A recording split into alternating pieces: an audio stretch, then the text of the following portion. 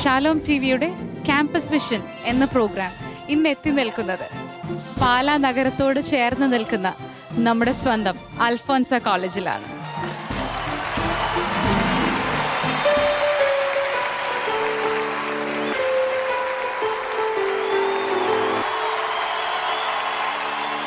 Lighted four life അനേകായിരങ്ങൾക്ക് നിറദീപമായി വിളങ്ങിയ 1964 Pala രൂപതയുടെ പ്രഥമ മെത്രാനായ Mar Sebastian വയലിൽ പിതാവിൻ്റെ ദീർഘവീക്ഷണങ്ങളിൽ ഒന്നായിരുന്നു അൽഫോൻസ കോളേജ്. ഭാരതത്തിൻ്റെ പ്രഥമ വിശുദ്ധയായ വിശുദ്ധ അൽഫോൻസാമയുടെ നാമധേയത്തിലുള്ള പാലാ അൽഫോൻസ കോളേജ്. MG യൂണിവേഴ്സിറ്റിയുടെ റാങ്ക് പട്ടികയിൽ ഏറ്റവും കൂടുതൽ റാങ്ക് ജേതാക്കളെ വാർത്തെടുക്കുന്ന ഒരു കലാലയം. വിദ്യാർത്ഥികളോട് അടുത്ത സൗഹൃദം പുലർത്തുന്ന ഉയർന്ന അക്കാദമിക നിലവാരവും പ്രതിബദ്ധതയുമുള്ള അധ്യാപക സമൂഹം എന്നും ഈ കോളേജിന്റെ മുതൽക്കൂട്ടാണ്. കലാകായിക രംഗത്ത് ഒട്ടനവധി പ്രതിഭകളെ വാർത്തെടുത്ത ഈ കോളേജ് അനേകം സിനിമാ താരങ്ങളെയും ഒളിമ്പ്യന്മാരെയും നമുക്ക് സമ്മാനിച്ചിട്ടുണ്ട്. മാറുന്ന കാലത്തിന്റെ മാറ്റങ്ങളോട് എന്നൊരു പോസിറ്റീവ് ആറ്റിറ്റ്യൂഡ് പുലർത്തിയിരുന്നു അൽഫോൻസ കോളേജ് എന്നതിന് ഏറ്റവും വലിയ ഉദാഹരണമാണ് അത്യാധുനിക സൗകര്യങ്ങളുള്ള ഗാർഡൻ ലൈബ്രറിയും ഇന്നിന്റെ ഏറ്റവും വലിയ ആവശ്യകമായ മൾട്ടിമീഡിയ തിയേറ്ററും ഹൈ ഫെസിലിറ്റീസ് ഉള്ള ലബോറട്ടറികളും.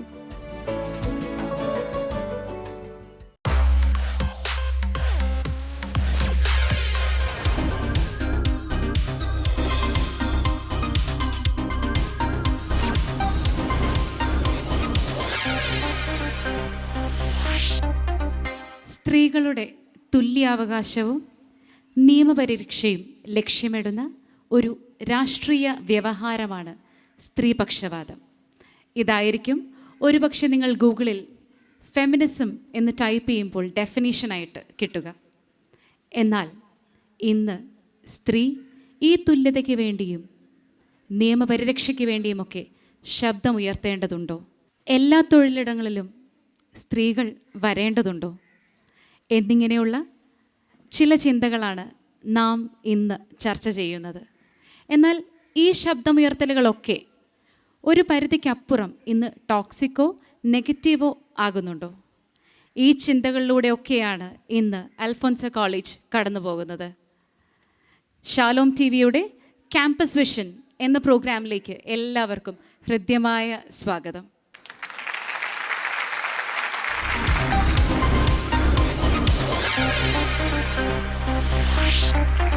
സുവിശേഷത്തിൽ യേശു ഉത്തമയായ സ്ത്രീ എന്ന വിശേഷണം നൽകുന്നത് പരിശുദ്ധ അമ്മയ്ക്കാണ്.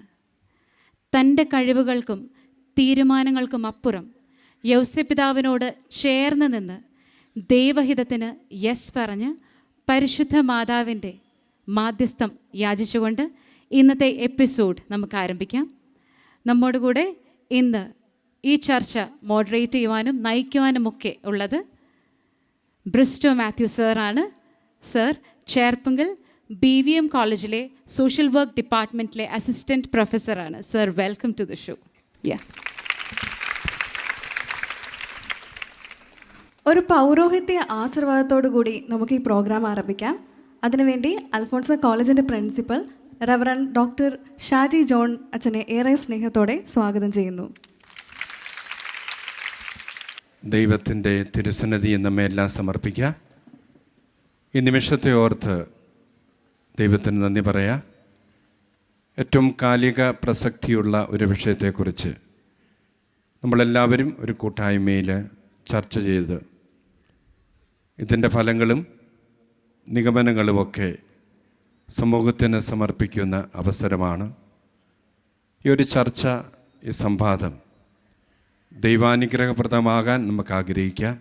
ഇവിടെ ആയിരിക്കുന്ന എല്ലാവരും നമുക്ക് ദൈവസന്നിധിയിൽ സമർപ്പിക്കാം. ദൈവത്തിൻ്റെ സാന്നിധ്യവും ആത്മാവിൻ്റെ സഹവാസവും ഈ നിമിഷങ്ങളിൽ ഉണ്ടാകുവാൻ നമ്മുടെ അധരങ്ങളെ, മനസ്സിനെ, ചിന്തകളെ, ചിന്താധാരകളെ ദൈവാത്മാവ് നയിക്കാൻ ആത്മാവിൻ്റെ കരങ്ങളിലേക്ക് നമ്മയെല്ലാം നമുക്ക് വിട്ടുകൊടുക്കാം. ഏറ്റവും പ്രത്യേകമായി നമ്മുടെ പരിശുദ്ധ അമ്മയുടെ സാന്നിധ്യം എപ്പോഴും സ്ത്രീ വംശത്തിന് അഭിമാനമായ ഈയിടെ നാഷണൽ ജിയോഗ്രഫിക് ചാനൽ നടത്തിയ സർവേ അനുസരിച്ച് ഏറ്റവും ശക്തിയായ വനിത അത് പരിശുദ്ധ അമ്മയാണ്. അമ്മയുടെ പ്രത്യേക സാന്നിധ്യം നമുക്ക് അനുഭവവേദ്യമാകുവാൻ അമ്മയുടെ കരങ്ങളിലേക്ക് നമ്മെ സമർപ്പിക്കാം. പരിശുദ്ധ അമ്മയുടെ പരിപാലന നീലവസ്ത്രത്തിനുള്ളിൽ ഈ നിമിഷങ്ങളെയും ഈ ചർച്ചയും നയിക്കണമേ. അമ്മേ മാതാവേ, നിങ്ങൾക്ക് വേണ്ടി മാധ്യസ്ഥം വഹിക്കണമെന്ന് പ്രാർത്ഥിക്കാം. നമ്മുടെ ഈ നാടിൻ്റെ അഭിമാനമായ സഹനത്തിൻ്റെ സേവനത്തിൻ്റെ വഴികളിലൂടെ കടന്നുപോയ ഈ കോളേജിനും കേരളത്തിനും ലോകത്തിനും മുഴുവൻ മാതൃകയായ വിശുദ്ധ അൽഫോൻസാമയുടെ സാന്നിധ്യം ഓർക്കാം. വിശുദ്ധ അൽഫോൻസാമയിലൂടെ നമുക്ക് കരഗതമാകുന്ന, പ്രത്യേകിച്ച് കോളേജിന് ലഭിച്ചുകൊണ്ടിരിക്കുന്ന എല്ലാ ദൈവാനുഗ്രഹങ്ങളും ശക്തിയായ നമ്മുടെ നാടിൻ്റെ മണമുള്ള നമ്മളെപ്പോലെ ജീവിച്ച അൽഫോൻസാമയുടെ സാന്നിധ്യമാണ്. വിശുദ്ധ അൽഫോൻസാമയുടെ കരങ്ങളിലേക്ക് ഈ ചർച്ചയെ സംവാദത്തെ നമുക്ക് സമർപ്പിച്ചുകൊണ്ട് ദൈവത്തിൻ്റെ ശക്തമായ ഇടപെടൽ സാന്നിധ്യം ഉണ്ടാകുവാൻ ആഗ്രഹിച്ച് ദൈവത്തിൻ്റെ ആശീർവാദം നമുക്കുണ്ടാകട്ടെ. നമ്മുടെ കർത്താവ് ഈശോ മിശിഹായുടെ കൃപയും പിതാവായ ദൈവത്തിൻ്റെ സ്നേഹവും പരിശുദ്ധാത്മാവിൻ്റെ സഹവാസവും പരിശുദ്ധ അമ്മയുടെ വിശുദ്ധ അൽഫോൻസാമയുടെയും സാന്നിധ്യവും സഹായവും സംരക്ഷണവും നാം എല്ലാവരും കൂടി ഉണ്ടായിരിക്കട്ടെ, ഇപ്പോഴും എപ്പോഴും എന്നേക്കും. ആമേൻ. Thank you father. ഞാൻ ആദ്യം നിങ്ങളോടാണ് കേട്ടോ ചോദിക്കുന്നത്. ഞാൻ പറഞ്ഞ ഇൻട്രൊഡക്ഷനൊക്കെ നിങ്ങൾ കേട്ടായിരുന്നോ? യെസ്. എനിക്കറിയേണ്ടത് ഫെമിനിസത്തെക്കുറിച്ച് നിങ്ങളുടെയൊക്കെ പേഴ്സ്പെക്റ്റീവ് എന്താണെന്നുള്ളതാണ്. അത് വേണോ, നല്ലതാണോ, അല്ലേ? ഓരോരുത്തർക്കും ഓരോ കാഴ്ചപ്പാടായിരിക്കുമല്ലോ ഓരോ കാര്യങ്ങളെക്കുറിച്ചുമുള്ളത്. അപ്പോൾ ഇന്ന് അൽഫോൻസ കോളേജിൽ നിന്ന് നമ്മൾ സംസാരിക്കുമ്പോൾ അച്ഛൻ പറഞ്ഞ പോലെ ഏറ്റവും കാലിക പ്രസക്തിയുള്ളൊരു വിഷയം തന്നെയാണ് ഈ കോളേജിൽ കിട്ടിയിരിക്കുന്നത്. സോ ആരാണ് ആദ്യമായിട്ട് സംസാരിക്കുന്നത്? ഫെമിനിസം വേണോ വേണ്ടയോ, നിങ്ങളുടെ കാഴ്ചപ്പാട് എന്താണ് എന്നുള്ളതൊക്കെ. സാർ എവരെ ഒന്ന് ഹെൽപ്പ് ചെയ്യുന്നോ? ഫെമിനിസം എന്ന് പറഞ്ഞാൽ എന്താണെന്ന് നമ്മൾ തുടക്കത്തിൽ പറഞ്ഞല്ലോ. അപ്പോൾ നിങ്ങളെ സംബന്ധിച്ചിടത്തോളം ഈ കോളേജിൽ പെൺകുട്ടികൾ മാത്രം പഠിക്കുന്നൊരു കോളേജാണത്. സ്ത്രീ ശാക്തീകരണത്തെക്കുറിച്ചും ഈ കോളേജിലൊരു കോമ്പറ്റീഷൻ വെച്ച് കഴിഞ്ഞാൽ ധാരാളം പടങ്ങൾ വരയ്ക്കും. ചിത്രരചനാ മത്സരം വെച്ചാൽ അതിനകത്തൊക്കെ സ്ത്രീയുടെ കണ്ണീരിനെക്കുറിച്ചും സ്ത്രീ ശാക്തീകരണത്തെക്കുറിച്ചൊക്കെ വരയ്ക്കാറുണ്ട്, എഴുതാറുണ്ട്. സ്ത്രീപക്ഷ ചിന്തകളുണ്ട്, സ്ത്രീപക്ഷ എഴുത്തുകളുണ്ട്. അപ്പോൾ ഇതിനെക്കുറിച്ചൊക്കെ മാറി വരുന്ന കാലഘട്ടത്തിൽ ഇതിൻ്റെ എല്ലാം പ്രസക്തിയെക്കുറിച്ചൊക്കെ അറിയാൻ പൊതുസമൂഹത്തിനൊരു താല്പര്യവുമുണ്ട്.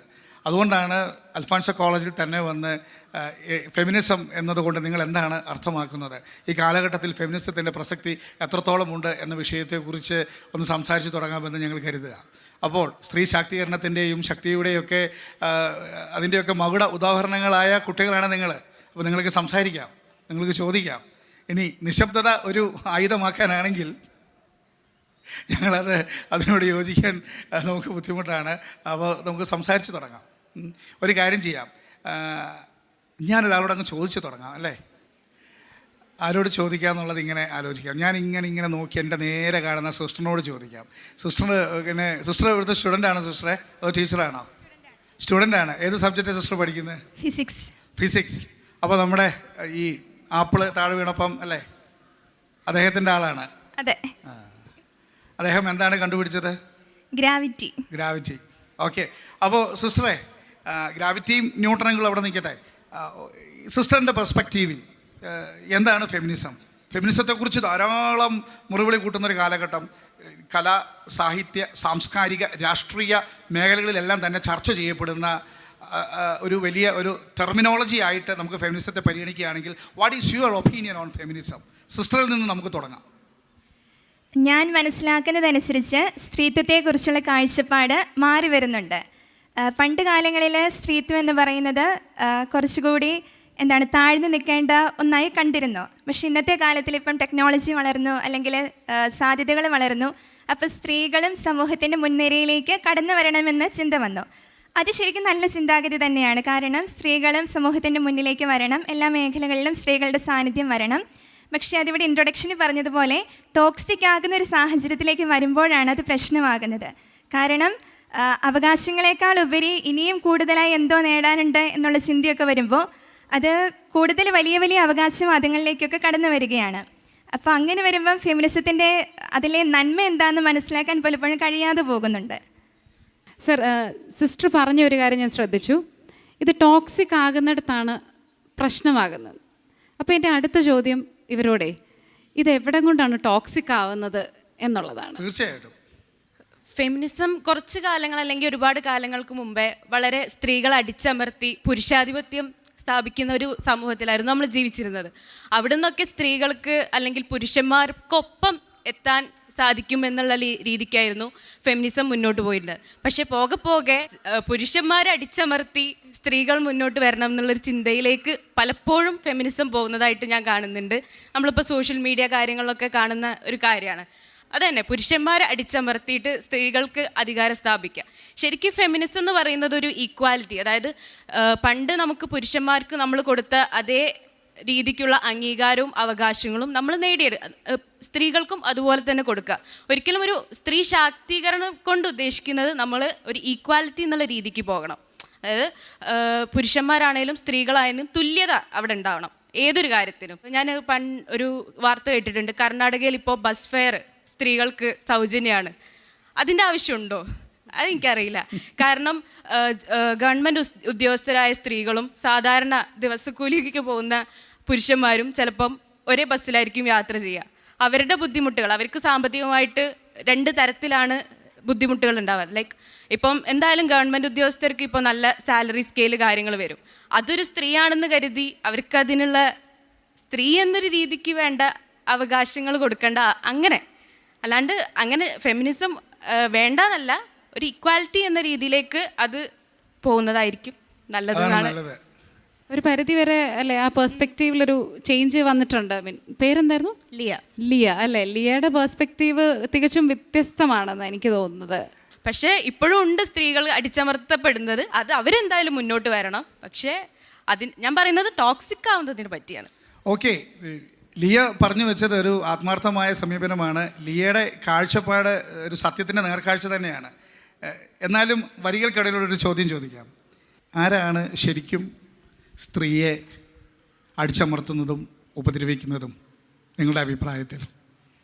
ഇവിടെ ഇതെല്ലാവരും സ്ത്രീകളാണ്, ഞാൻ മാത്രമാണൊരു പുരുഷൻ. അതുകൊണ്ട് സാറ് സൂക്ഷിക്കണം. അല്ല, ഞാൻ ചോദിക്കുകയാണ്, റിയൽ ലൈഫ് സിനാരിയോസിലേക്ക് സാഹിത്യം, കല, രാഷ്ട്രീയം, തത്വങ്ങൾ, വ്ളോഗുകൾ, ബ്ലോഗുകൾ, വെബ്സൈറ്റുകൾ, ചാറ്റ് GPT എല്ലാം അവിടെ നിൽക്കട്ടെ, എഴുത്തുകൾ, നാടകങ്ങൾ, തെരുവ് നാടകങ്ങൾ, അതെല്ലാം അവിടെ നിൽക്കട്ടെ. With reference to the real life scenario, ഒരു യഥാർത്ഥത്തിലുള്ള ജീവിത സാഹചര്യത്തിൽ ഈ സ്ത്രീ ആരാണ് ശരിക്കും അടിച്ചമർത്തുന്നത്? എന്താ നിങ്ങളുടെ അഭിപ്രായം? പുരുഷന്മാരാണോ? Say yes or no please. പുരുഷന്മാരാണോ? ഞാൻ ഇവിടുന്ന് ഒരു നോ കേൾക്കുന്നുണ്ട്. നോ കേട്ടു. ആരാ പറഞ്ഞത്? ആ നോ പറഞ്ഞ ആൾക്ക് മൈക്ക് കൊടുക്കൂ തെരേസ. ഈ സൈഡിൽ നിന്നൊരു നോ ഞാൻ കേട്ടു. ആ സൈഡിൽ നിന്നൊരു നോ കേട്ടു. നോ കേട്ടെങ്കിൽ സമകാലീന കേരളം ഉറ്റുനോക്കുന്നൊരു വലിയ നോയായിരിക്കും കേട്ടോ. അത് ഇനി അറിയാതെ പറഞ്ഞതാണോ? ഓക്കെ, നോയുടെ അവകാശം ഏറ്റെടുക്കാൻ ആരും തയ്യാറല്ലാത്തത് കൊണ്ട് നമുക്ക് ഒന്നുകൂടെ അതിലേക്ക് കിടക്കാം. ഞാനും കേട്ടു, ഗൗരി കേട്ടു അല്ലേ? ഞാൻ ഏറ്റെടുക്കാം അനുകൂടെ അവകാശം. കാരണം സ്ത്രീകളെ ഇപ്പോൾ ഇന്നത്തെ ഒരു സമൂഹത്തിൽ എനിക്ക് തോന്നുന്നു പുരുഷന്മാരെക്കാളും സ്ത്രീകൾ തന്നെയാണ് സ്ത്രീകളുടെ ശത്രുക്കൾ. സ്ത്രീകൾ തന്നെയാണ് ഏറെക്കുറെ സ്ത്രീകൾ തന്നെ. നമ്മളിപ്പോൾ ഒരു ചെറിയ എക്സാമ്പിൾ, ഒരു റീൽസ് വീഡിയോ കാണുകയാണ്. ഒരു മധ്യവയസ്ക അവരുടെ ഒരു ഡാൻസ് വീഡിയോ അല്ലെങ്കിൽ അവർ തന്നെ എന്തെങ്കിലും സംസാരിച്ചൊരു വീഡിയോ എന്തെങ്കിലും ഇട്ട് കഴിഞ്ഞാൽ അതിൽ ഏറ്റവും കൂടുതൽ നെഗറ്റീവ് കമൻറ്റ്സ് വരുന്നത് സ്ത്രീകളിൽ നിന്ന് തന്നെയായിരിക്കും. ഏറ്റവും കൂടുതൽ അതിനെ വിമർശിക്കുന്നതും സ്ത്രീകൾ തന്നെയായിരിക്കും. പുരുഷന്മാർ ആധിപത്യം ഉണ്ട്, ഇല്ല എന്ന് പറയുന്നില്ല. ഒരു പെർസെൻറ്റേജ്, ഒരു പരിധി വരെയും ഇപ്പോഴും ഉണ്ട് സ്ത്രീധന പീഡനങ്ങളും അല്ലെങ്കിൽ ആധിപത്യം ചെയ്യുന്നവരുണ്ടില്ല എന്ന് ഒരിക്കലും പറയില്ല. പക്ഷെ എന്നാൽ പോലും സ്ത്രീകൾ തന്നെയാണ് ഇന്നത്തെ ഈ സമൂഹത്തിൽ സ്ത്രീകളുടെ ശത്രുക്കൾ. ഇപ്പോൾ ഇക്വാളിറ്റിയുടെ കാര്യം പറഞ്ഞപ്പോഴും ഇക്വാളിറ്റി വേണം, വേണ്ട എന്നല്ല, ഇക്വാളിറ്റി വേണം. പക്ഷേ ഇപ്പോൾ പറഞ്ഞ പോലെ ബസ് ഫെയർ അതൊക്കെ എന്തിനാണ്? ഇപ്പം ബസ്സിലായാലും ട്രെയിനിലായാലും റിസർവേഷൻ, സ്ത്രീകൾക്ക് റിസർവേഷൻ, ലേഡീസ് കമ്പാർട്ട്മെൻ്റ് ഉണ്ട്. ബസ്സിലായാലും സീറ്റ് കൂടുതൽ ലേഡീസിനാണ്. പിന്നെ എന്തിനാണ് ഇക്വാളിറ്റി? അവർക്ക് ഇക്വാളിറ്റി വേണമെങ്കിൽ പുരുഷന്മാർക്കും സ്ത്രീകൾക്കും ഒരുപോലെ ആയിരിക്കണ്ടേ സീറ്റ്? ലേഡീസ് കമ്പാർട്ട്മെൻറ്റ് 2 ഉണ്ടെങ്കിൽ 1 പുരുഷന്മാർക്ക് കൊടുക്കണം. ഇപ്പം അതൊന്നും ഒരിക്കലും അവർ സമ്മതിച്ചു തരില്ല, പക്ഷെ അവർക്ക് ഇക്വാളിറ്റിയും വേണം. ആ ഒരു സ്ത്രീ ചിന്താഗതിയോട് ഞാൻ എതിർക്കുന്ന ഒരാളാണ്. എനിക്ക് അതിനോട് പൊരുത്തപ്പെടാൻ കഴിയില്ല. ശരിക്കും അങ്ങനെ ഇക്വാളിറ്റി എന്ന് പറഞ്ഞാൽ രണ്ടുപേർക്കും ഒരുപോലെ വേണം എന്നുള്ള തുല്യതയാണ് അവിടെ അവകാശപ്പെടേണ്ടത്. അല്ലാതെ സ്ത്രീകൾക്ക് ഇപ്പം ഏറ്റവും കൂടുതൽ റിസർവേഷൻ കൊടുക്കുന്നത് നമ്മൾ സ്ത്രീകൾക്ക് തന്നെയാണ്. അതിപ്പം അവരോട് പറയാണ്, ഓക്കെ നിങ്ങൾക്ക് ഇക്വാളിറ്റി വേണം, അതുകൊണ്ട് നാളെ തൊട്ട് ലേഡീസ് കമ്പാർട്ട്മെൻറ്റ് ഇല്ല, അതുപോലെ ബസ്സിൽ നിങ്ങളുടെ സീറ്റ്സിൻ്റെ എണ്ണം കുറയ്ക്കുകയാണെന്ന് പറഞ്ഞാൽ ഒരിക്കലും ഒരു സ്ത്രീയും അത് സമ്മതിച്ച് തരില്ല. അപ്പം അതുകൊണ്ട് ഞാൻ പുരുഷന്മാരുടെ കൂടെയാണ് ഈ ഒരു കാര്യത്തിൽ. ഫെമിനിസ്റ്റ് ചിന്താഗതി ഉണ്ടോ എന്ന് ചോദിച്ചാൽ ഇക്വാളിറ്റി വേണമെന്ന് എനിക്കുണ്ട്, പക്ഷെ എല്ലാ കാര്യത്തിലും സ്ത്രീകൾ കുറച്ചധികം ഇക്വാളിറ്റിക്ക് വേണ്ടി ആവശ്യമില്ലാത്ത വാശി പിടിക്കുന്നതായിട്ട് തോന്നാറുണ്ട്. ഗൗരിക്ക് ലിമിറ്റ് കുറച്ച് മനസ്സിലായ ആളാണെന്നാണ് എനിക്ക് തോന്നുന്നത്. ഇനി ഇപ്പോൾ ഗൗരിയും ലയയും സിസ്റ്ററും ഒക്കെ ഒരുപോലെ പറഞ്ഞൊരു ടേമാണ് ഇക്വാളിറ്റി. അതായത് ഇക്വാളിറ്റി, ഏത് തരത്തിലുള്ള ഇക്വാളിറ്റി? സ്ത്രീയും പുരുഷനും ഒരുപോലെ പരിഗണിക്കപ്പെടുക എന്ന ഇക്വാളിറ്റി ആണോ നിങ്ങൾ ഉദ്ദേശിച്ചത്? അങ്ങനെയാണെങ്കിൽ എൻ്റെ ഒരു അഭിപ്രായത്തിൽ, ഇത് എൻ്റെ ഒരു അഭിപ്രായമാണ്, സ്ത്രീക്കും പുരുഷനും ഒരിക്കലും ഒരു ഇക്വാളിറ്റി ലഭിക്കുന്നു തോന്നുന്നില്ല. അതിന് കാരണം സ്ത്രീ പുരുഷനേക്കാളും കുറേയും കൂടിയൊക്കെ ഉയരത്തിലാണെന്ന് ഞാൻ മനസ്സിലാക്കുക. അതിന് റീസൺ ഉണ്ട്. അതിൻ്റെ റീസൺ ഇതാണ്: ഒരു സ്ത്രീ അവളുടെ റോള് മനസ്സിലാക്കി കഴിഞ്ഞാൽ അവളോടൊരു ആദരവ് തോന്നും പുരുഷന്. അൽഫോൻസ കോളേജിൻ്റെ പശ്ചാത്തലത്തിൽ ഈ കോളേജ് പല രീതികളിൽ, ഈ കോളേജ് എൻ്റെ ശ്രദ്ധയിൽപ്പെട്ടത്, ഒന്ന്, എൻ്റെ അമ്മ പഠിച്ച ഒരു ക്യാമ്പസാണത്, അത്രയും വർഷം പഴക്കമുണ്ട്. രണ്ട്, ഈ അടുത്ത നാളിൽ 1000 മണി ജപമാല ഈ ക്യാമ്പസിൽ വെച്ചതിൻ്റെ ചൊല്ലി അതിൻ്റെ വാർത്തകളൊക്കെ ഞാൻ അറിയുകയുണ്ടായി. അതുകൊണ്ട് തന്നെ ഞാൻ മനസ്സിലാക്കുന്നത്, ധൈര്യമായിട്ട് നിങ്ങളുടെ ക്യാമ്പസിൽ നിന്ന് ചില സ്ത്രീപക്ഷ അനുഭാവ ചിന്തകൾ പങ്കുവെക്കാമെന്ന് തന്നെയാണ്. വിശുദ്ധ ഗ്രന്ഥത്തിൽ പത്രോസ്ലീഹ എഴുതിയ ലേഖനത്തിൽ ജീവദായകമായ കൃപയ്ക്ക് തുല്യ അവകാശിനി എന്ന നിലയ്ക്ക് സ്ത്രീയോട് ആദരവ് പുലർത്തുവിൻ എന്നൊരു വചനമുണ്ട്. അപ്പോൾ സ്ത്രീയോട് ആദരവാണ്. അത് ഏത് തരത്തിലുള്ള സ്ത്രീകളോടായിരിക്കാം ആദരവ് എന്നുള്ളത് ഒരു ചിന്താ വിഷയമാണ്. അപ്പോൾ പെൺകുട്ടികളോട് തന്നെ ചോദിക്കാം, ഏത് തരത്തിലുള്ളൊരു സ്ത്രീയെയാണ്, ഏത് തരത്തിലുള്ളൊരു അമ്മയാണ്, ഏത് തരത്തിലുള്ളൊരു ലീഡറെയാണ്, ഏത് തരത്തിലുള്ളൊരു അധ്യാപികയോടാണ് നിങ്ങൾക്കൊരു കൂടുതൽ ഹൃദയൈക്യമുണ്ടാകുക? ചോദിച്ചാൽ ഒരു മറുപടി പറയാമോ? ആരും പറഞ്ഞില്ലെങ്കിൽ ഞാൻ ചോദിക്കാം. ഫസ്റ്റ് വൺ ഒരു പെൺകുട്ടി എന്ന നിലയ്ക്ക് ഏത് തരത്തിലുള്ള, ഏത് രീതിയിൽ ഒരു പ്രൊഫഷനെ ഭംഗിയാക്കുന്ന സ്ത്രീ വ്യക്തിത്വങ്ങളോടായിരിക്കാം താങ്കൾക്ക് ആദരവ് തോന്നുക? അല്ല, നിങ്ങൾക്ക് ചില ടീച്ചേഴ്സിനോടൊരു റെസ്പെക്റ്റ് തോന്നുന്നു അല്ലേ? അല്ലെങ്കിൽ നമുക്ക് ചില ഫീമെയിൽ റോൾ മോഡൽസ് ഉണ്ടാവാറുണ്ട് അല്ലേ? നമുക്കെല്ലാവർക്കും, ഞാനൊരു സ്ത്രീയാണല്ലോ, അപ്പോൾ എനിക്കത് ശരിക്കും പറയാൻ പറ്റും. കാരണം നമുക്ക് ചില ഫീമെയിൽ റോൾസിനെ ശരിക്കും അഡ്മയർ ചെയ്യാൻ തോന്നാറുണ്ട്. അതാണ് സാർ ഉദ്ദേശിച്ചത്. അതിന് പല കാരണങ്ങളുണ്ടാവും. ചിലപ്പോൾ നിങ്ങളുടെ കഴിവുകളോട് റിലേറ്റ് ചെയ്യപ്പെടുന്ന ഒരു സിനാരിയോയിലുള്ള സ്ത്രീ ആയിരിക്കാം, അങ്ങനെ ഒരു റെസ്പെക്റ്റ് തോന്നുന്ന ആൾക്കാരായിരിക്കാം. അങ്ങനെ ഏത് ഗണത്തിലുള്ള ഫീമെയിൽ റോൾ മോഡൽസ് ആണ് നിങ്ങൾക്കുള്ളത്? എല്ലാവരും ഇപ്പോൾ ടീച്ചേഴ്സിൻ്റെ കാര്യം പറയുവാണെങ്കിൽ എല്ലാ സ്റ്റുഡൻസിൻ്റെയും കാര്യങ്ങൾ മനസ്സിലാക്കി, ഇപ്പം നമ്മൾ ഒരാളുടെ കാര്യം ചെന്ന് പറയുമ്പം അയാൾ ചെയ്ത തെറ്റാണെങ്കിലും അയാളുടെ തെറ്റ് മറച്ച് വെച്ചുകൊണ്ട്, അതിപ്പം ആ മിസ്സിൻ്റെ കസിൻ ആയിരിക്കും, അല്ലെങ്കിൽ റിലേറ്റീവ് ആയിരിക്കും, ഫാമിലി ഫ്രണ്ട് ആയിരിക്കും, അപ്പം ആ മിസ്സിൻ്റെ ആ കുട്ടിയുടെ തെറ്റ് മറച്ച് വെച്ച് ചെന്ന് പറഞ്ഞ ഒരാളോട് ദേഷ്യമൊക്കെ വെച്ച് പെരുമാറുന്നത് മോശമാണ്. അപ്പം രണ്ട് ഭാഗത്തു നിന്ന് നോക്കി തെറ്റ് നമ്മൾ തെളിവ് സഹിതം കാണിച്ചു കൊടുത്തിട്ടും അയാളെ സപ്പോർട്ട് ചെയ്തുകൊണ്ടിരിക്കുന്നത് മോശമാണ്. അപ്പോൾ എനിക്ക് തോന്നുന്നു ജസ്റ്റിസ് ആയിട്ട് കാണുന്ന ആൾക്കാരെയാണ് നിങ്ങൾ റോൾ മോഡൽസ് ആക്കുന്നത് അല്ലേ? ഇനി ഇതിനോട് കൂട്ടിച്ചേർക്കാൻ ഞാനൊരു കാര്യം ചെയ്യാം, എളുപ്പത്തിൽ കൂട്ടിച്ചേർക്കാൻ ഒരു ചെറിയ സിനാരിയോ പറയാം. അതായത് പുരുഷനും സ്ത്രീയും, ഈ ഫെമിനിസത്തിൻ്റെ ബെഞ്ച് മാർക്ക് എന്ന് പറയുന്നത് ഒരിക്കലും പുരുഷനാവരുത്. പുരുഷൻ ബയോളജിക്കലി വേറെ രീതിയിലാണ് സൃഷ്ടിക്കപ്പെട്ടിരിക്കുന്നത്. പുരുഷന് പ്രസവിക്കാൻ സാധിക്കില്ല. സ്ത്രീ സൃഷ്ടിക്കപ്പെട്ടിരിക്കുന്ന ഒരു രീതിയുണ്ട്. അത് സ്ത്രീയെ സൃഷ്ടിച്ച ദൈവത്തിൻ്റെ ഇഷ്ടാനുസൃതമാണ് അങ്ങനെ സൃഷ്ടിക്കപ്പെട്ടിരിക്കുന്നത്. ആ റോളിനകത്ത് നിന്നിട്ടുള്ള അവകാശ സമരങ്ങൾക്കായിരിക്കും കുറച്ചും കൂടി ഭംഗി. ഒരു ഉദാഹരണത്തിന് 1960 ശേഷമാണ് ഇത്രയധികം ഫെമിനിസം ശക്തിപ്പെട്ടത്. ഫെമിനിസം ശക്തിപ്പെട്ട് അതിൻ്റെ കാര്യങ്ങളിലൂടെ എല്ലാം ലോകം ഇങ്ങനെ കടന്നുപോയി. ഇതെല്ലാം തുടങ്ങിയ രാജ്യങ്ങൾ എടുത്തു കഴിഞ്ഞാൽ ഇന്ന് ഏറ്റവും കൂടുതൽ കെയർ ഹോമുകളുള്ളതും അത്തരം സ്ഥലങ്ങളിലാണ്. എന്ന് പറഞ്ഞാൽ ഒറ്റയ്ക്ക് മതി, ഒറ്റയ്ക്ക് ജീവിക്കാമെന്ന് കരുതുന്നു. ഒരു പൂർണ്ണത എന്ന് പറയുന്നത് വിസ്മയങ്ങൾ ഉണ്ടാകുക സ്ത്രീയും പുരുഷനും ഒന്നിക്കുമ്പോഴാണ്. ഈ പ്രപഞ്ചത്തിൻ്റെ തന്നെ നിലനിൽപ്പ് കുടുംബത്തെ ആശ്രയിച്ചിട്ടായിരിക്കും ഇരിക്കുക. അല്ലാതെ ഞാൻ ഒറ്റയ്ക്ക് ജീവിക്കുന്നത് തെറ്റാണെന്നല്ല. ഒറ്റയ്ക്ക് ജീവിക്കാനുള്ളൊരു സാധ്യത പിന്നെ ഉള്ളത് ക്രിസ്തുവിനെ ദിവ്യമണവാളനായി സ്വീകരിച്ച സിസ്റ്റർ അവിടെ ഒറ്റയ്ക്കല്ല. അങ്ങനെ അങ്ങ് ചിന്തിച്ചു കഴിഞ്ഞാൽ ഞാൻ പറയാൻ ഉദ്ദേശിച്ച സിനാരിയോ ഇതാണ്. റോളിലേക്ക് വരുമ്പോൾ, ആ ഡിഗ്നിറ്റിയിലേക്ക് വരുമ്പോൾ, എനിക്ക് ഒത്തിരി ആദരവുള്ള ഞാൻ പരിചയപ്പെട്ട ഒരു സ്ത്രീയുടെ കാര്യം പറയാം. ആ ചേച്ചിക്ക് 7 മക്കളുണ്ട്, 5 ആൺകുട്ടികളും 2 പെൺകുട്ടികളും. അമ്മായിമ്മയ്ക്ക് കണ്ണു കാണില്ല. ഹസ്ബൻഡ് സാധാരണ ഒരു കൃഷിക്കാരൻ.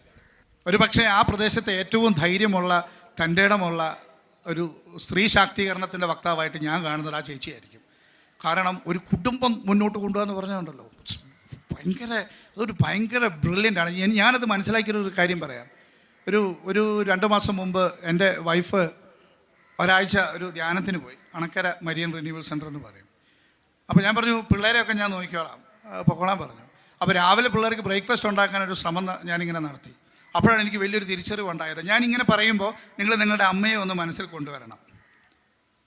അപ്പോൾ രാവിലെ ഒരേ സമയം ദോശ ഉണ്ടാക്കാനും ദോശ മറിച്ചിടുന്നതിന് മുമ്പ് വാട്ടർ ബോട്ടിൽ ഫില്ല് ചെയ്യാനും വാട്ടർ ബോട്ടിൽ ഫില്ല് ചെയ്യുന്നതിൻ്റെ ഇടയ്ക്ക് കടുക് പൊട്ടിക്കാനും ഇതിൻ്റെ ഇടയ്ക്ക് പിള്ളേരോട് 2 വഴക്ക് പറയാനും സമയം കിട്ടിയാൽ എൻ്റെ തലയിലും കൂടി കയറാൻ അവൾക്ക് പറ്റുന്നു. എനിക്ക് ദോശ ചൂടാൻ പോലും മര്യാദയ്ക്ക് പറ്റിയില്ല. അപ്പോൾ ഒരു സ്കിൽ വൈസ് ചിന്തിച്ചു കഴിഞ്ഞാൽ ഈ ഒരു മൾട്ടി സ്കില്ലായിട്ടുള്ള കാര്യങ്ങൾ ചെയ്യാൻ സ്ത്രീക്ക് സാധിക്കുന്നു, അവളുടെ റോളിനകത്ത് നിൽക്കുകയാണെങ്കിൽ. നേരെ മറിച്ച് തുല്യതയ്ക്ക് വേണ്ടി അവളുടെ റോള് മറന്ന് ഞങ്ങൾ തെങ്ങിക്കയറിയാൽ എന്താ കുഴപ്പമെന്ന് ചോദിച്ചാൽ, എന്തിനാ തെങ്ങിക്കയറുന്ന ആൾ തേങ്ങയിട്ട് തരൂലേ? അപ്പോൾ ഇങ്ങനെ ഒരു സിനാരിയോയിലേക്ക് ചിന്തിക്കുകയാണെന്നുണ്ടെങ്കിൽ ഈ അവകാശവാദങ്ങളെക്കുറിച്ച് ഭയങ്കര ബഹളം ഒച്ചപ്പാടൊക്കെ ഉണ്ടാക്കി സ്ത്രീപക്ഷ എഴുത്തൊക്കെ നടത്തി ഒറ്റയ്ക്ക് പടപൊരുത്തുന്നതാണോ, അതോ ഞാൻ ആ പറഞ്ഞ മക്കളെ വളർത്തി കുടുംബത്തിന് വേണ്ടി നിലകൊണ്ട് എപ്പോൾ വീട്ടിൽ ചെന്നാലും ആര് ചെന്നാലും ഉള്ള ചായ കൊടുക്കാൻ പറ്റുന്ന ആ പൊട്ടൻഷ്യലിനെയാണോ, ഏതിനാണ് നിങ്ങൾ റെസ്പെക്റ്റ് ചെയ്യുക? ലിയയോട് തന്നെ ഒന്ന് ചോദിക്കാം. ലിയ, ഇങ്ങനൊരു റോള് ഇപ്പം നമ്മളെ ടിപ്പിക്കലി എൻ്റെ ഉമ്മയൊക്കെ പറയുകയാണെങ്കിൽ ഓഫീസിൽ കോടതിയിൽ അത്യാവശ്യം നല്ല രീതിക്ക് വർക്ക് ജോബുള്ളൊരു വ്യക്തിയാണ്. അതുപോലെ തന്നെ ഞങ്ങളെ കാര്യങ്ങൾ നോക്കുന്നു, ഉപ്പൻ്റെ കാര്യങ്ങൾ നോക്കുന്നു, എല്ലാം ഒരുപോലെ കൊണ്ടുനടക്കുന്ന ആ റോള് ഉമ്മ നന്നായിട്ട് ഇതാക്കുന്നുണ്ട്. പക്ഷേ അവർക്കും ഉണ്ടാവില്ല. ഇപ്പം സാറ് പറഞ്ഞു എന്തുകൊണ്ട് തെങ്ങ് കയറാൻ പറ്റൂല, അപ്പം അവർക്കൊരു ആഗ്രഹം ഉണ്ടാവില്ലേ, എന്തുകൊണ്ട് എനിക്ക് തെങ്ങ് കയറിക്കൂടാ? തെങ്ങ് കയറി എനിക്ക് കുഴപ്പമില്ല. എക്സാമ്പിൾ പറഞ്ഞ കേട്ടോ, അങ്ങനെ തെങ്ങി കയറുന്നതിന്റെ പ്രശ്നം. അങ്ങനെ അല്ല, തെങ്ങ് കയറുന്നതല്ല, അങ്ങനെ ഓരോ ആഗ്രഹങ്ങൾ ഉണ്ടാവുമല്ലോ. അങ്ങനെ ആഗ്രഹങ്ങൾ ഉണ്ടെങ്കിൽ ഒരിക്കലും ആ റോളിൽ നിന്നാൽ നമുക്കത് സാധിക്കാൻ പറ്റില്ല. അതിൻ്റെ ആ റോളിൽ നിന്ന് പുറത്ത് വന്നാലും നമുക്ക് ആ ആഗ്രഹങ്ങൾ സാധിക്കാൻ പറ്റും. അപ്പം ഒരിക്കലും ആ ഒരു റോളിൽ നിന്നിട്ട് നമുക്ക് വേൾഡ് എക്സ്പ്ലോർ ചെയ്യാനോ, എൻ്റെ ഒരു അഭിപ്രായത്തിൽ ആ റോളിൽ തന്നെ ഒതുങ്ങിപ്പോവും. ഇപ്പോൾ വീട്ടിലാണെങ്കിൽ വീട്ടിൽ തന്നെ ആയിപ്പോവും. അങ്ങനെ ഒരിക്കലും അങ്ങനെയുള്ള ആൾക്കാർക്ക് എക്സ്പ്ലോർ ചെയ്യാൻ പറ്റില്ല എന്നല്ല, നമ്മൾ ചെയ്യണമെങ്കിൽ നമ്മൾ കുറച്ചുകൂടെ നമ്മളുടെ സേഫ് സോണിനും കംഫർട്ട് സോണിനും ഇറങ്ങിയാലും ആഗ്രഹങ്ങൾ ഉണ്ടായാലേ നമുക്ക് ചെയ്യാൻ പറ്റും. ഇനി ഈ ലിയ പറയുന്നത് ഒരു ഗ്രൗണ്ട് ലെവൽ റിയാലിറ്റിയാണ്. ഈ ഒരു സാഹചര്യത്തിൽ I would like to connect this situation with another scenario. സ്ത്രീകൾ അടിച്ചമർത്തപ്പെടുന്നു, അബലയാണ് തബലയാണ്. എനിക്ക് ആ പറച്ചിലിനോടെ യോജിപ്പില്ല. കാരണം എനിക്ക് 8 മക്കളുണ്ട്, അതിൽ 4 പേര് പെൺകുട്ടികളാണ്.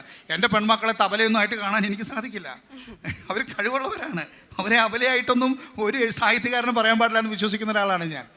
അപ്പോൾ എൻ്റെ ചോദ്യം ഇതാണ്, ഈ മറ്റൊരു സാഹചര്യവുമായി കണക്ട് ചെയ്യാം. ഒരു പെൺകുട്ടി, അപ്പൻ, അമ്മ, ഭർത്താവ്, ഭാര്യ, മക്കൾ. ഭർത്താവിൻ്റെ അപ്പൻ്റെ അമ്മയുടെയും കൂടെ ജീവിക്കുന്ന ഒരു പെൺകുട്ടി. ഔദ്യോഗിക ജീവിതം, ജോലി കഴിഞ്ഞ് വന്നപ്പോൾ ഒരു 1/4 മണിക്കൂർ ലേറ്റായി.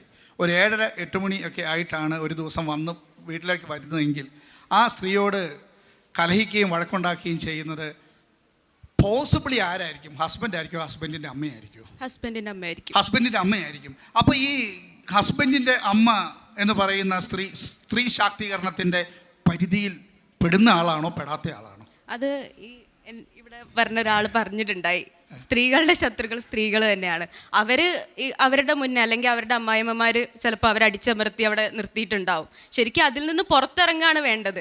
പക്ഷേ അവരവിടെ സ്റ്റക്കായിട്ട് നിൽക്കുകയാണ്. അപ്പോൾ അതിൻ്റെ ഇപ്പം നടക്കുന്നതും ഇപ്പോഴത്തെ റിയാലിറ്റികളൊന്നും അവർ മനസ്സിലാക്കുന്നില്ല. ഇപ്പോഴത്തെ ജീവിത സാഹചര്യങ്ങൾ അവർ മനസ്സിലാക്കുന്നില്ല. അതുകൊണ്ടാണ് അവരങ്ങനെ പെരുമാറുന്നത്. അതുകൊണ്ട് തന്നെയാണ് സ്ത്രീയുടെ ശത്രു ഒരു സ്ത്രീയാണെന്ന് തന്നെ പറയാൻ കാരണവും. ഏതായാലും ലിയ, താങ്ക് യു ലിയ. ആതിര തെരേസ, എനിക്ക് തോന്നുന്നത് ഈ കേരളത്തിലെ ക്യാമ്പസുകളിൽ ഇത്തരം ഒരു ടോക്ക് ഷോ നടത്തിയാൽ ഏറ്റവും വ്യത്യസ്തമായൊരു അഭിപ്രായം രൂപപ്പെട്ടത് അൽഫോൺസ കോളേജ് പാലായാണെന്ന് പറയേണ്ടി വരും. കാരണം അവർ സത്യത്തിൻ്റെ പക്ഷത്ത് നിൽക്കുന്നു എന്നാണ് നമുക്ക് മനസ്സിലാക്കുക. അതല്ലാതെ ഈ artist twice removed from the reality എന്ന് പറയും. ഈ പല മടങ്ങ് അകലെയുള്ള ചില കാര്യങ്ങളൊക്കെ ഇങ്ങനെ ചിന്തിച്ച് എന്തൊക്കെയോ പറയുന്ന ആൾക്കാരെ വെച്ച് നോക്കുമ്പോൾ ജീവിത സാഹചര്യങ്ങളോട് ചേർന്ന് നിൽക്കുന്ന ഒരു പറ്റം കഴിവുള്ള പെൺകുട്ടികൾ പഠിക്കുന്ന ക്യാമ്പസിൽ നിന്ന് ഇങ്ങനെ ഒരു ചർച്ച നടക്കുമ്പോൾ ഇത് കേരളത്തിൻ്റെ പൊതു സമൂഹത്തിന് തന്നെ ഒരു കാഴ്ചയാകും, ഒരു മാതൃകയാകുമെന്ന് നമുക്ക് പ്രത്യാശിക്കാം. Okay Liya, thank you Liya. അപ്പോൾ അങ്ങനെയെങ്കിൽ ആതിര, ഞാനൊരു കാര്യം ചോദിക്കാം. സ്ത്രീക്ക് ഒരു ബുദ്ധിമുട്ടുണ്ടാക്കുന്നത് സ്ത്രീകൾ തന്നെയാണ് എന്നൊക്കെ പറയുന്നു. ആ പറയുന്ന സാഹചര്യത്തിൽ ഒരു 1960 തൊട്ട് ഈ അൽഫോൺസ കോളേജിൽ ഇവർ പ്രഖ്യാപിക്കുന്ന ഈ സാഹചര്യം വരെ പലപ്പോഴും ഈ സ്ത്രീയെ അടിച്ചമർത്തുന്ന കഥാപാത്രമായിട്ട് പുരുഷന്മാർ മാറുന്നുമുണ്ട്. അപ്പോൾ എന്താണ് ആതിരയ്ക്ക് കൂട്ടിച്ചേർക്കാനുള്ളത്? സർ, ഞാൻ ഈ ഫെമിനിസത്തിൻ്റെ നമ്മൾ ഇന്നിവിടെ ചർച്ച ചെയ്യുന്നത് ഫെമിനിസം ആയതുകൊണ്ട് ഞാൻ കുറച്ച് ഹോംവർക്ക് ഒക്കെ ചെയ്തിട്ടാണ് വന്നത്. തീർച്ചയായിട്ടും 1960 കാലഘട്ടത്തിലാണ് ഫെമിനിസം ഒറിജിനേറ്റ് ചെയ്യുന്നതും പിന്നീട് ഇവോൾവ് ചെയ്യുന്നതും. പക്ഷെ അന്ന് നിങ്ങൾ ഇന്ന് ഈ പറയുന്ന തുല്യതയ്ക്ക് വേണ്ടിയാണ് ഫെമിനിസം ഒറിജിനേറ്റ് ചെയ്തത്. അന്ന് പുറത്തിറങ്ങി ജോലി ചെയ്യാൻ സാധിക്കാതിരുന്ന ഒരു കാലഘട്ടത്തിൽ തൊഴിലവസരങ്ങൾക്ക് വേണ്ടി കൂടിയാണ് അവർ പുറത്തേക്ക് വന്നത്. സാർ ചോദിച്ച ചോദ്യത്തിലേക്ക് വരുവാണെങ്കിൽ, സാർ പറഞ്ഞതുപോലെ തന്നെ, അല്ലെങ്കിൽ ഇവരെല്ലാവരും പറഞ്ഞതുപോലെ തന്നെ, സ്ത്രീയുടെ ശത്രു സ്ത്രീ തന്നെ ആകുന്ന ഒരു കാലഘട്ടമാണുള്ളത്. പക്ഷേ ഈ ഇവോൾവ് ചെയ്ത് വന്ന കാലഘട്ടത്തിൽ പലയിടത്തും എനിക്കറിയാം, ഇന്നൊരു പാട്രിയാർക്കൽ സൊസൈറ്റി എന്നൊന്നും നമുക്ക് സൊസൈറ്റിയെ വിളിക്കാൻ പറ്റില്ല അല്ലേ, പക്ഷേ അങ്ങനെയുള്ളൊരു കാലഘട്ടത്തിലൂടെയാണ് നമ്മൾ കടന്നു വന്നത്. പക്ഷേ ഇന്ന് ഒരിക്കലും ഞാൻ അതിനൊരു പാട്രിയാർക്കൽ സൊസൈറ്റി എന്ന് വിളിക്കില്ല. കാരണം ഞാനൊരു അമ്മയാണ്, ഞാനൊരു ഭാര്യയാണ്. സാർ മുമ്പേ പറഞ്ഞപ്പോൾ എനിക്ക് എന്നെ തന്നെയാണ് റിലേറ്റ് ചെയ്യാൻ തോന്നിയത്. ഞാൻ എൻ്റെ ഹസ്ബൻഡിൻ്റെ അമ്മയുടെ അപ്പൻ്റെയും കൂടെ ജീവിക്കുന്ന ഒരാളാണ്. പക്ഷേ എൻ്റെ മദറിനിലോ എൻ്റെ ശത്രു അല്ല കേട്ടോ. ഞാൻ ലേറ്റായിട്ട് എന്നാലും വലിയ കുഴപ്പമൊന്നുമില്ല, എല്ലാം മാനേജ് ചെയ്യുന്ന ഒരു കേൾക്കും. അതെ, മമ്മി ഇത് ഉറപ്പായിട്ടും കേൾക്കും. യെസ്.